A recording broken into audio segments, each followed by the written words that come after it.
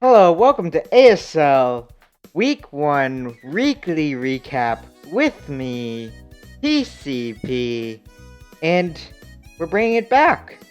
It's very exciting to bring it back, where it all began, the flagship show of the ASL YouTube channel. The one that we didn't really know how to do without Hutch. Now we have a little bit better of an idea, but it's still gonna be a bit rocky, so bear with me as the first person taking over big shoes that were never meant to really be taken over, I don't think. But first off, we have Super Peach Guy, aka Peaches, versus Shadow in the first match of the weekly recap. Let's begin. So first, Gyarados versus Dredagon lead. I mean, yeah, Dredagon's pretty solid for rocks, and it matches up pretty well against most things except for Aromatisse. He sets up the rocks, pretty standard play. Goes for an Earthquake, and the 90% chance of Dragon Tail misses. So this Gyarados is able to put in some more work even though it is paralyzed. In comes Aromatisse on the Cotton Guard from the Whimsicott. Whimsicott was probably predicting like a Crunch or maybe a Waterfall or even maybe an Ice Fang. I'm not sure if he lives Ice Fang. But here's a little bit of a mistake. An Encore against the Aromatisse, he probably forgot about Aroma Veil, which causes the... I mean, he can't be Encored or Taunted or anything. So this Aromatisse has dual screens Aromatherapy. It hasn't shown its last move yet, so that will be revealed a bit later. But I believe the Aromatisse is actually purely just to set up screens. But it's going to be pretty difficult for Shadow to set up and win like that if he's going for a screen strat. Simply because the Whimsicott will always be able to defog him away pretty much. So here's the first unfortunate part of the game. There's an Ice Beam freeze on this Porygon. Now Porygon's pretty much neutered, but there is the Aromatisse, what's it called? Aromatherapy. I couldn't get rid of that. But here comes out a Glare from the Dredagon. It takes a Moonblast and dies. In comes the Frostlass again to not freeze, but to Ice Beam again. And there's an unfortunate para. So Aromatisse is down, and he's unable to get rid of the freeze on Porygon, which means that pretty much both of Shadow's walls are down, essentially, because Aromatisse can't set up screens again, and Porygon 2 is pretty much neutered.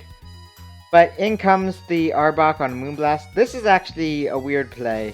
He Moonblasts again on the Arbok. Like, no shit's given.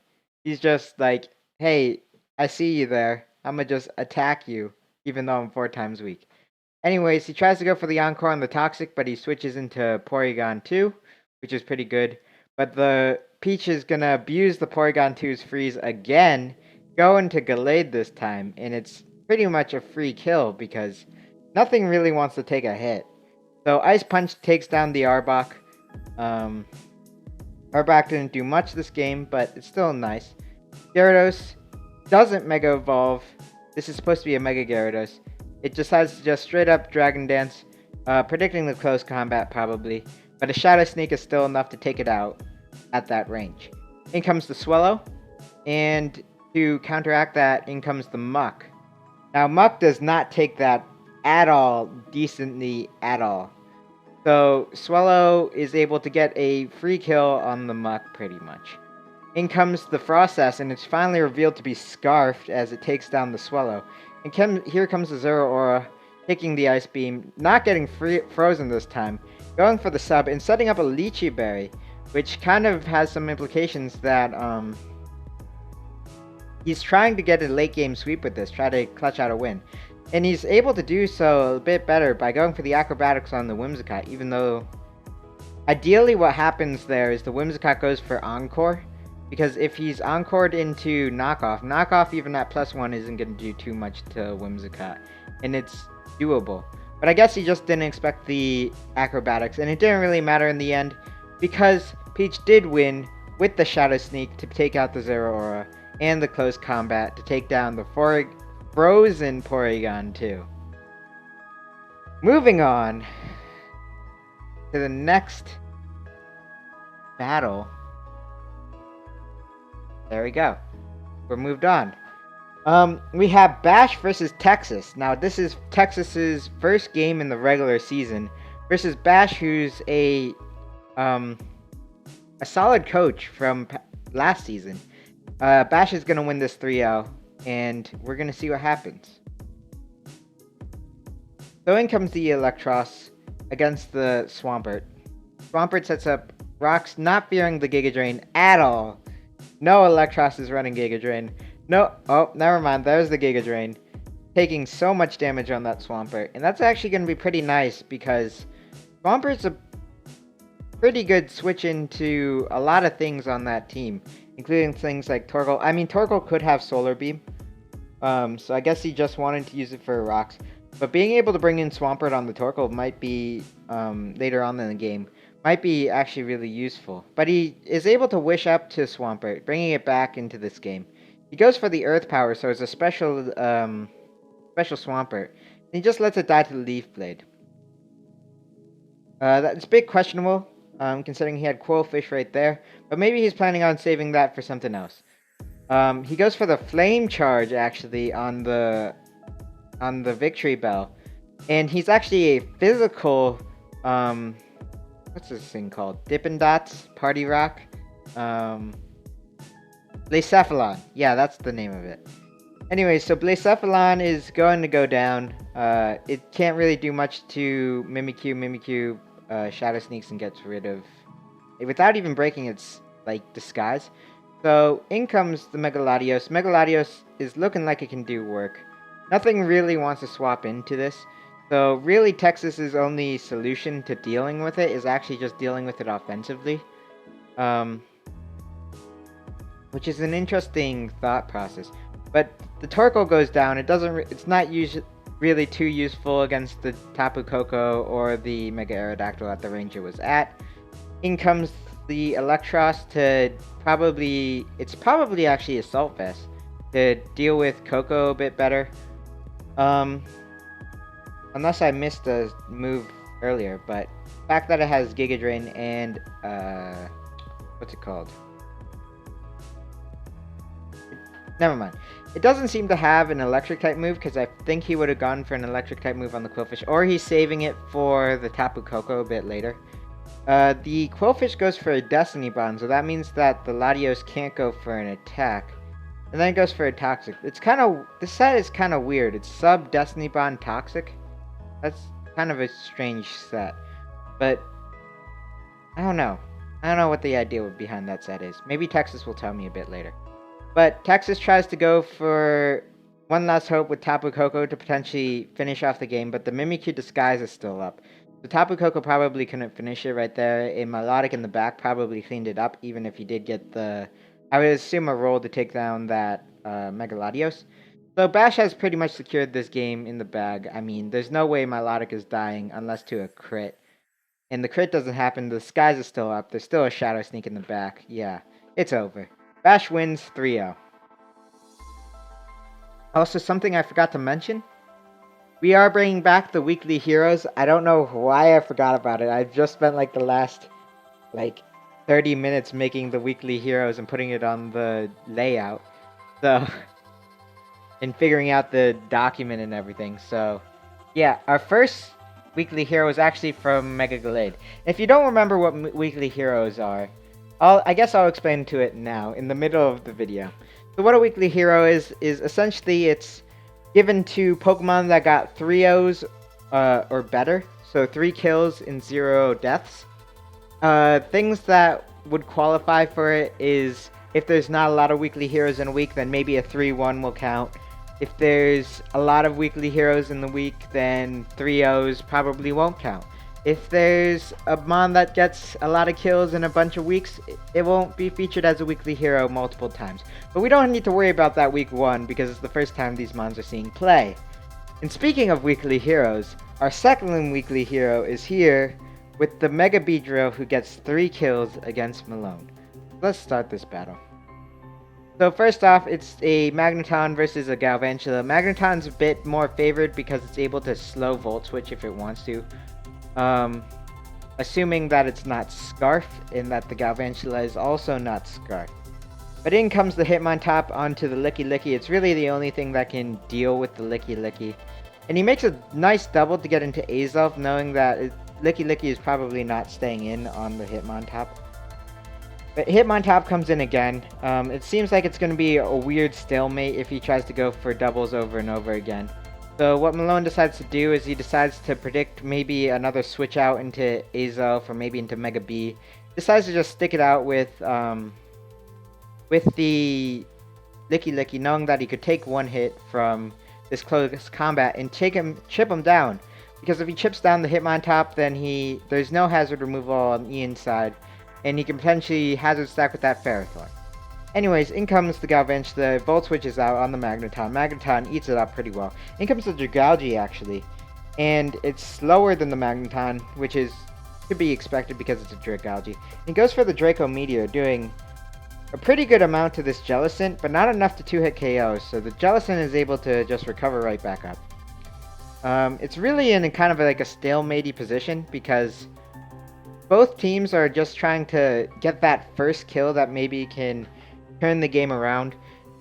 It seems to me that what Malone is trying to do, or should be trying to do, is get rid of that Jellicent to start breaking through the team. And what Ian wants to do is start getting rid of this Licky Licky in order to break over the team. Because even a close combat from Hitmontop is not doing a lot to this Licky Licky. Anyways, speaking of Hitmontop, Hitmontop comes back in. We see another Wish. So what we could potentially be seeing, I don't remember what happens, is either a swap out, yep, he swaps out, or he could have protected and tried to get like a bit more chip onto this Hitmontop, try to get it out of the way. But he is fearing potentially the ability for Hitmontop to spin and get rid of these rocks, which is kind of important at this stage of the game. Anyways, he Moonblasts and doesn't Mega Evolve, so that leaves Jellicent in a range to potentially... I believe if he Moonblasts into Diamond Storm and he Mega Evolve first turn, he would be able to kill the Jellicent with that double combination with Roxette. But I think what Malone was actually playing around was probably the Bullet Punch from Hitmontop. So that was actually a pretty good play that didn't actually work out for him, assuming that Diancie is a pretty big threat to Ian's team. Anyways, we see some Leech Seed, Seed Bomb situations. This Clefable does a ton of damage to this Ferrothorn with a Flamethrower. And Ferrothorn is pretty much out of this game, which is might be a questionable play, because right now it's still trying to like take down those walls, so Malone is mainly going after this Jellicent, I would say, but also going after that Clefable. He wants both dead in order to get a lot of his offensive mons to do some stuff. But he's able to get rid of the Hitmontop, so no more spinning left, but the rocks are already off. In comes the Mega Beedrill and a sack from the Ferrothorn on the U-turn to get a bit of chip with that, with those Iron Barbs. Anyways, in comes the Licky Licky on this Azelf. Azelf can't really do much except for Toxic. And there's a Wish from the Licky Licky. Licky Licky protects, gets back up to full health. And there's a Poison Jab. And the 30% poison goes off. The poison really hurts this Licky Licky because it can't do... It really helps Ian in his goal of, once this Licky Licky is dead, then he can just start breaking this team even further down. So, Licky Licky is getting chipped down. He goes for last minute body slam, potentially going for the Para, which would neuter this Mega B. But he goes for the Fell Stinger, actually, bringing some nice tech. Although, it's not going to be too useful because he's scared of the Scarf Galvantula.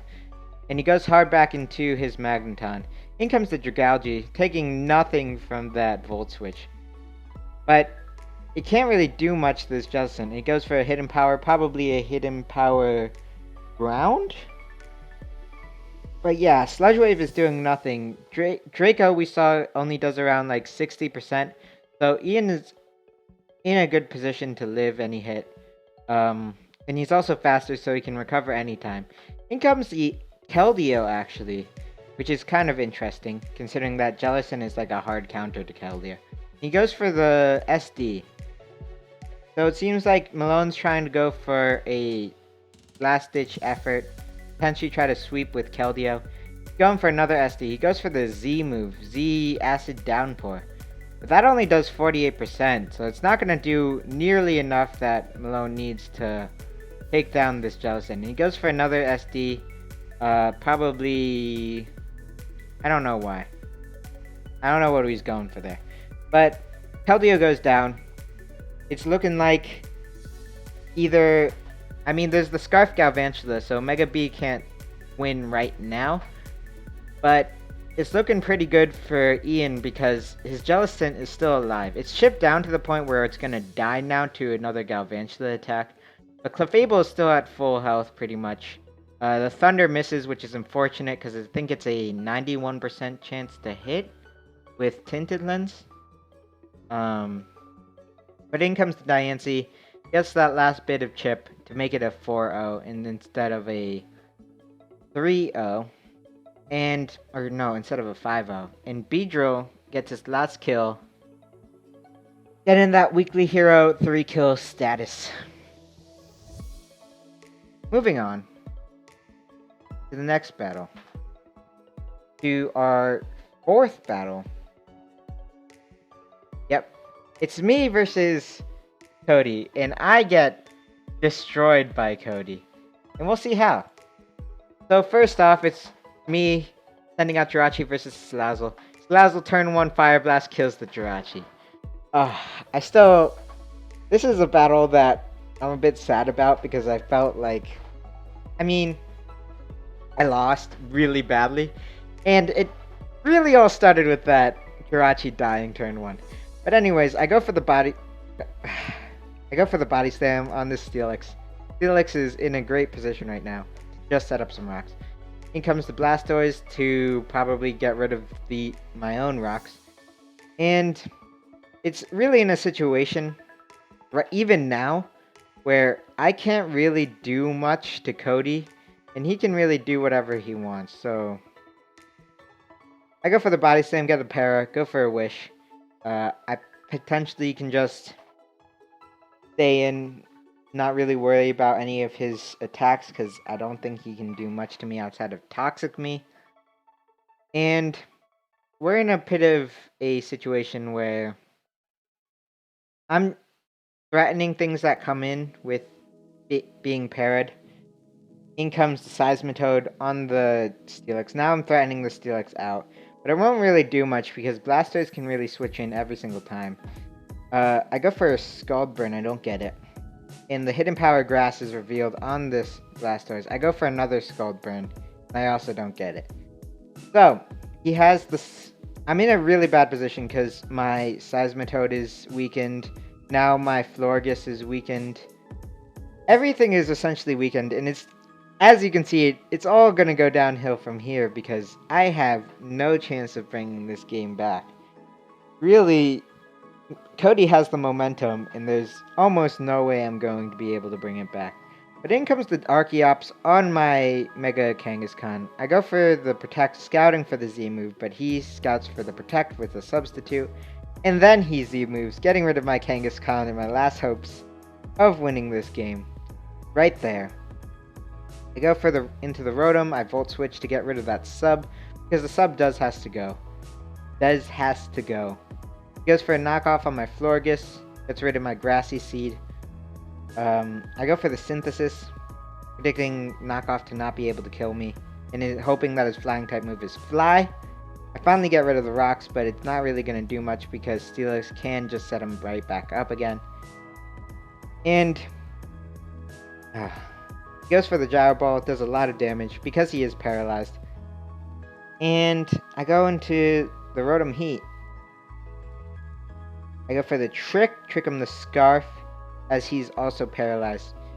And I get myself a Leftovers, which is okay. I go for the Overheat, and it's pretty much over because Heatran is in. Heatran is going to get a kill pretty much, if he has a Steel-type move. He goes for the Ancient Power, that's not a Steel-type move. In comes the Archeops to take a Roost. So, I just go for the Dragon Claw here. I don't really think he has a Stone Edge because he didn't Stone Edge earlier to get a free kill. I go into Seismitoad because it can pretty much eat everything up, and I want to see what he was going to use. I go into Rotom on the Blastoise, and I go hard into Seismitoad. I don't really know if I'm faster. I go for the Earth Power, finally do some chip to this Steelix, but it's way too late to be able to deal with this team. Cody is just in way too good of a position to even lose. He has Lazzle to clean things up if he wants. He has Greninja to clean things up if he wants. He has Heatran to clean things up. I really have no chance here. But in comes the Salazzle to clean things up, as I was saying earlier. In comes the Rotom Heat. Doesn't take a Sludge Wave at all. And it's pretty much over because in comes the Seismitoad to die to the Hidden Power Grass. In comes the Salamence to not die to a Sludge Wave, but I attacked 2 months of this already. And it's, yeah, gonna lose. Try to go to Fogus, hope for that it's Hydro Pump or something like that. And I died to Rocks. One of my worst losses, but hey, it happened this week, and this is Weekly Recap. Moving on, we have Matt Metagross versus Static. Let me slowly update this document, because I am getting used to it. It's a 3-0 for Static's favor, with Hoopa Unbound, being a... let me moisten up my mouth a bit. Anyways, Hoopa U is a weekly hero, and it gets 3 kills with no deaths. So, we'll see how that happens. So first, it's Stunning Fart versus... Why don't people nickname their Pokemon this week? Matt Metagross didn't nickname his Pokemon. Shadow didn't nickname his Pokemon. Come on, guys. This is why you're losing. Everyone who doesn't nickname their Pokemon are going to lose, or deserve to lose. Just saying. Happens more often than not, according to this week. But anyway, Static goes into this Vaporeon. He goes for the Protect, probably scouting out for the Toxic. There is the Toxic from this Gastrodon. And Whimsicott is back to full health. In comes the Silvally Ghost on the Earth Power. Matt was probably predicting actually the Mawile to come in, or a Silvally Steel to come in on the Toxic. Or a Silvally Poison, I guess. But in comes the Hoopa. It is in. It is time to do some damage. A Body Slam Para to slow it down even more in the Trick Room. But now there's a chance for Para, which is it's probably slower than everything except for Skarmory. The in comes Skarmory on the Trick Room. The Dark Pulse is going to do a shit ton, but he's able to Whirlwind him Static out into the Typhlosion. Not really a great matchup still, but Gastrodon will be able to eat up everything except for maybe a Grass-type move from this Typhlosion. And he goes for the Lava Plume, probably going for the Burn. Anyways, Gastrodon goes for the Toxic again. This time it does connect on the Vaporeon. Vaporeon is going to be in a position where it can't really wall out the things it might be able to wall, or might want to wall in the future. But he still wants to get some health back with the Protect, even with the Toxic chipping down him. He goes for another Wish, probably wanting to get a free swap in, probably wanting to swap into maybe like the Hoopa. Oh, he goes back in the Silvally Ghost. He probably has something for this Gastrodon. And the Gastrodon goes for a Toxic again. Which actually might be kind of a questionable play if the Hoopa was to come in and potentially try to wall break again. But maybe he was expecting it to be mostly special and not be able to break Gastrodon anyways. But the Skarmory dies to the Silvally. So I don't think Rocks are... No, Rocks were on Melting. So Rocks are not going back up on Matt's side. But here comes a U-turn on the Fire Blast. Probably also predicting Mawile to hard swap in. This time he actually got the U-turn. Oh, wait. That's actually a smart move. Because with Mega Absol with Magic Bounce, if he uses Parting Shot, then Mega Absol is actually the one that uses Parting Shot on the Silvally. So that allows him to get into Kyurem Black or the Infernape for free with Silvally being weakened. So that was actually pretty smart. But he didn't expect the U-turn, and the U-turn does actually do damage to the Mega Absol. That's good from Static's side to catch Matt off guard, even though he tried to make a good play. So there was a good play being made there. It just didn't work out for Matt. Anyways, back to the battle. Mega Mawile swaps out on the Infernape on a close combat, taking down the Vaporeon. Vaporeon was pretty low. Vaporeon probably can't really wall anything left because it is toxic. In comes the U-turning Volley Ghost, and back in is Hoopa. Hoopa the wall breaker. There's a toxic there, which is probably a misclick, but Dark Pulse is not doing a lot to this Gastrodon, and Gastrodon can potentially just stay in here and recover. But the Psyshock is doing a questionable amount of damage. But the Matt is actually favored here, because if he keeps going for recover, it's more likely that there's going to be a para on this Hoopa instead of a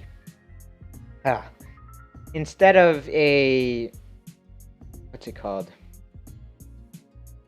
Crit on the Gastrodon. But Gastrodon is unable to take down this Typhlosion. The rocks being taken down allows for Typhlosion to live the Earth Power. Now Gastrodon's not walling anything. There's a Stunfisk U-turn Static, which is a 30% chance of happening. Static getting a Static, kind of ironic. But the Silvally being really bulky, showing that it can take an Ice Beam really well from that Kyurem. It goes for the Iron Head, a little bit of chip on Infernape.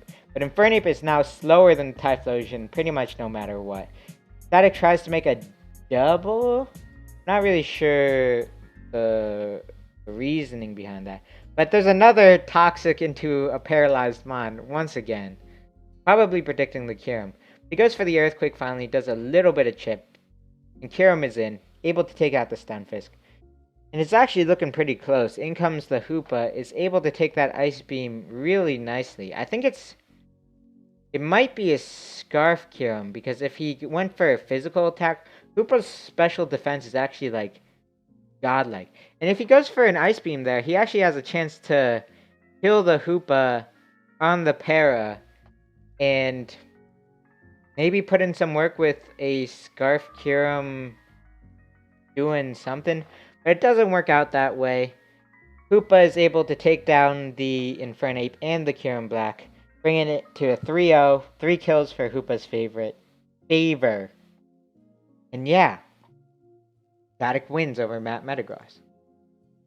Moving on to our next battle, we have the Mentor versus Mentee, Brad versus Brett. The Battle of the Bees. BBB versus Good Small Brett. And yeah, Brad is able to take out a 1-0. No weekly hero because all the 3-kill mons died. So let's start this off. Income is Quag versus Charizard. It's a pretty good matchup for Quag, but he shows the Hidden Power Grass and gets crit to die turn 1 by the Waterfall. Doesn't Mega Evolve. And in comes the Virizion to try to get something out of this Quag being in. He goes for the SD, goes for the close combat. In comes the Mismagius. Not fearing a Scarf at all. Crits with the Leaf Blade. Probably doesn't matter. In comes Cryogonal. This is probably Scarf because it outspeeds the Virizion, but it's unable to kill or freeze the Virizion. So Virizion gets another kill early on into this match. In comes the Crocodile into the Mega Manectric. Mega Manectric goes for a Volt Switch. So Crocodile's in for free. Probably going to be able to set up the rocks. Yep. In comes the Virizion once again. Takes the... That's actually surprising that it took the Ice Beam. Goes for the Synthesis on another Ice Beam. Gonna get crit again from this Quag. Quag is like the crit machine. Goes for a Bloom Doom. Not sure if he needed to use the Bloom Doom because the berry was already used. But he decides to do it anyways. He goes for a Magnet Rise, predicting the Crocodile to come in, I guess. But Crocodile does not come in this time. Crocodile is in now. Probably planning on going for a Dark type move, but he gets Signal Beamed, and Signal Beam is able to almost 2-hit KO this Crocodile. That was actually probably a low roll at the beginning if the second one did 52. I don't know. That was probably actually pretty close to 2-hit KO. But here is the scary thing about Brett's team. The DD Komodo. Not much can take a DD Komodo, and he's able to actually live the Dragon Claw, which is kind of surprising. But this is Coming down to some close stuff, the +1 Komodo seems to be faster than every single thing on the team. Down goes the Crocodile, and there's a miss from the Hydro Pump. It actually probably doesn't kill Komodo from that range. But Komodo goes for the Z move, Z all-out pummeling, killing the Swoobat. And in comes the Rotom Wash again. It does not look good for Brett, but Brett goes for the Dragon Dance once again, trying to get to a range where close combat could potentially kill. It does not kill, and down goes the Komodo. But in comes the Metagross. If it has Bullet Punch, it might be able to win. But it doesn't seem to have Bullet Punch. It has Meteor... Oh, Bullet Punch never would have done enough. So, Meteor Mash does enough to Metagross. Pain Split into Foul Play. Nothing much that Metagross can really do. Didn't seem to have enough speed to outspeed this defensive Rotom Wash. And Brad pulls out the victory, just barely over Brett, with a 1-0. Moving on to our final battle of the week. It is Vish versus Splurge. Is that the right one? Yes, that is the right one. Vish versus Splurge. And Vish ends up winning 6-0 with 5 kills on the Heliolisk. This seems to be a mollywop. And that makes Heliolisk the kill leader and a weekly hero for this week. First off, SD from a Pyrie the... Pyrie? Is that a Kingdom Hearts reference? I don't know. But it's able to take... It's faster, actually. This Dhelmise is faster than the Celesteela. It's able to SD take down the Celesteela. What? Did it show to be faster? It did. Anyways. So... in comes the Toxapex. Nothing really can deal with the Toxapex. Except for the Sleep Powder, Tinted Lens Venomoth. So Venomoth goes for the Psychic. Doesn't actually do enough to 2-hit KO Hitmonlee. But Hitmonlee gets the Spidef drop. So potentially it could have killed, but he's expecting the Scarf probably. And he goes hard into Suicune. He goes for the Roar, probably expecting the Heliolisk, because there's not much that Suicune can do the Heliolisk, other than having coverage for it, something like a Toxic potentially, but that's really slow to take it down. He goes for the Roar to make sure that the Mega Zam doesn't have the boost from the Calm Mind, and the Heliolisk is able to Z Breakneck Blitz, take down the Claydol, and yeah, the Claydol is down. In comes the Rapidash to Agility up, Baton Pass on the sleeping Toxapex into the Mamoswine. Toxapex wakes up right away, goes for a Scald, doesn't get a Scald Burn. But here comes Mamoswine the Avalugg, probably specifically to take down this Mamoswine. Is able to come in. We see actually something really cool, probably... he is probably calced a Superpower into Superpower after Stealth Rocks was up. In order to take down... Actually, I'm gonna stop here. I'm gonna do some theory crafting. If it wasn't for the Breakneck Blitz, I'm sure potentially Surf doesn't kill Claydol, maybe. If the Claydol probably coming in, probably expecting a Surf from a Heliolisk. I'm gonna give credit to Splurge here, even though he did get 6-0'd. If he does set up a Stealth Rock, and he does Baton Pass the speed into Mamoswine like he did, and he gets the Earthquake chip on the Avalugg, and he superpowers on the Avalugg using Avalanche, and he superpowers again after the White Herb, he probably takes down the Avalugg, and if he's able to somehow Sleep Powder something again with the Venomoth, then Baton Pass another speed boost into Mamoswine, then he could probably sweep with Mamoswine. But that is a long shot, as you might know by that whole explanation that I had to do to back up Splurge. But as you might know from, I literally told you guys, this is not going to go in Splurge's way at all. He shows off the Rest Tech, probably Sleep Talk as his last move. Does go for the Sleep Talk, it gets a Scald Burn, and Heliolisk is just gonna get his health back up because of the double Scald. No Roar this time to get Heliolisk out of here. And he decides to forfeit. Heliolisk at this point probably takes down every single thing at this point. With something like Thunderbolt and the Surf. So it makes sense that he saw it as an end and he didn't really see any way to win. But it's unfortunate that he didn't play out, go for some sort of chance, you know? Anyways, here's the overview of this week.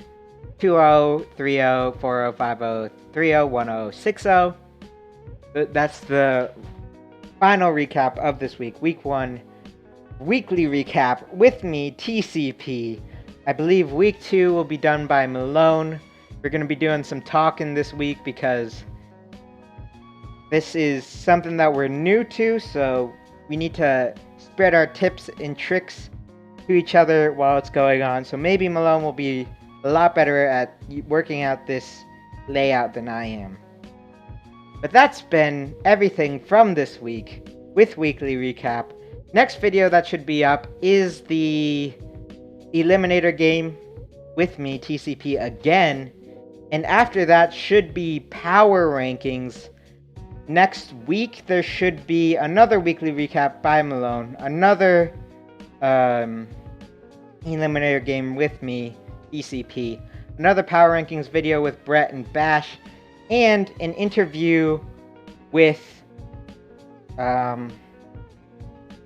Texas. Oh yeah. This week there also should be an interview with Matt Metagross coming up after this video. So, I lied. Eliminator game is after the next interview. Anyways, see you then. Goodbye.